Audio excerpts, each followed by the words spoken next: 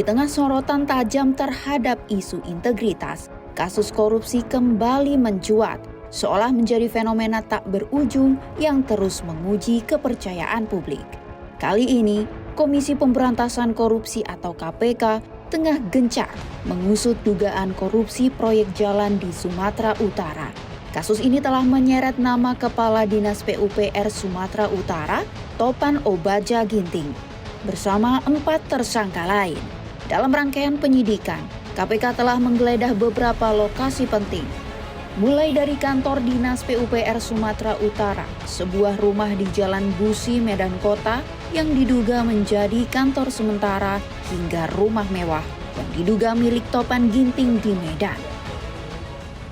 Tim mengamankan sejumlah uang senilai sekitar 2,8 miliar. Tim juga mengamankan 2 senjata api yang tentu nanti juga akan dikoordinasikan oleh KPK dengan pihak kepolisian. Kepala Dinas Pekerjaan Umum dan Perumahan Rakyat Topan Ginting telah ditetapkan sebagai tersangka kasus suap. Ia diduga menerima uang korupsi lebih dari 8 miliar rupiah sebagai imbalan penunjukan PT Dalihana Tolu Group atau DNG sebagai pelaksana proyek pembangunan jalan senilai 231,8 miliar rupiah. Topan Ginting merupakan alumnus STPDN yang lulus di tahun 2007. Dan bekerja sebagai ASN di Kota Medan. Dalam LHKPN tahun 2024, Topan Ginting memiliki kekayaan lebih dari 4,9 miliar rupiah.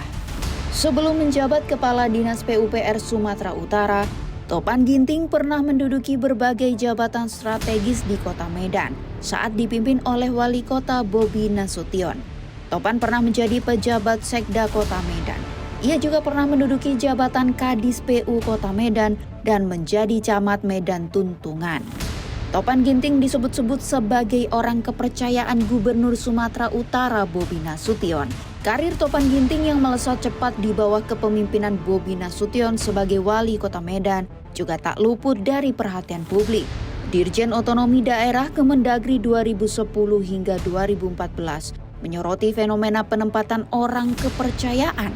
Peran strategis kepala dinas di pemerintahan daerah seharusnya didasarkan pada kompetensi, bukan kedekatan pribadi.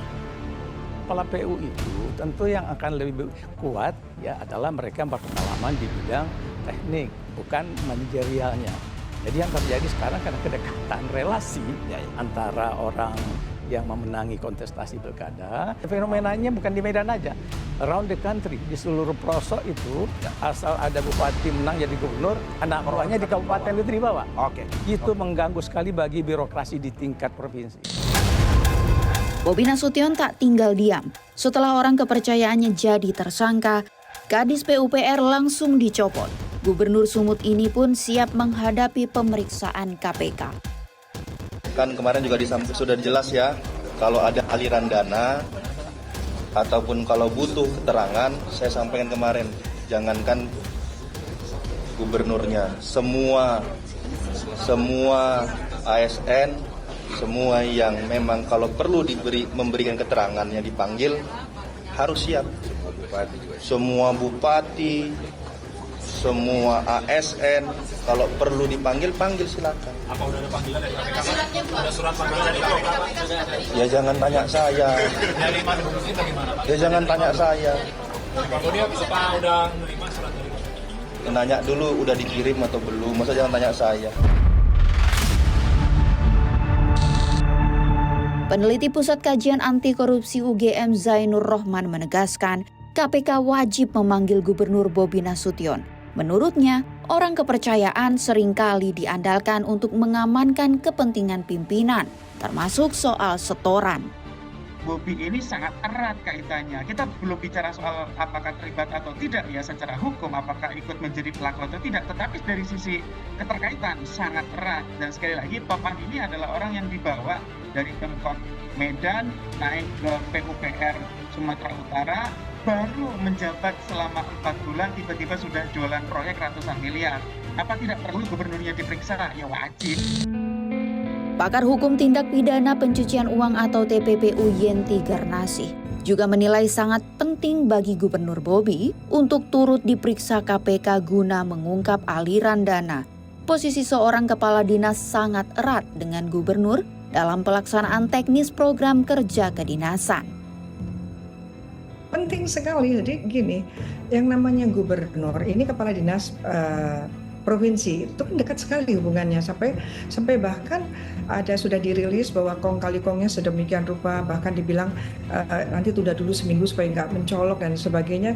Berarti KPK sudah mendapatkan sadapan-sadapan rencana mereka akan melakukan korupsi dan kemudian ada aliran-alirannya. Nah nanti harusnya ini terlibat apa tidak terlibat ya, ini gubernur harus diperiksa. Fenomena korupsi di lingkaran pemerintahan, terutama melalui praktik orang bawaan, masih terus membayangi. Kini, bola ada di tangan KPK. Publik menanti ketegasan dan transparansi penuh dalam menuntaskan kasus proyek jalan Sumatera Utara ini, demi tegaknya integritas dan kepercayaan terhadap pemerintahan.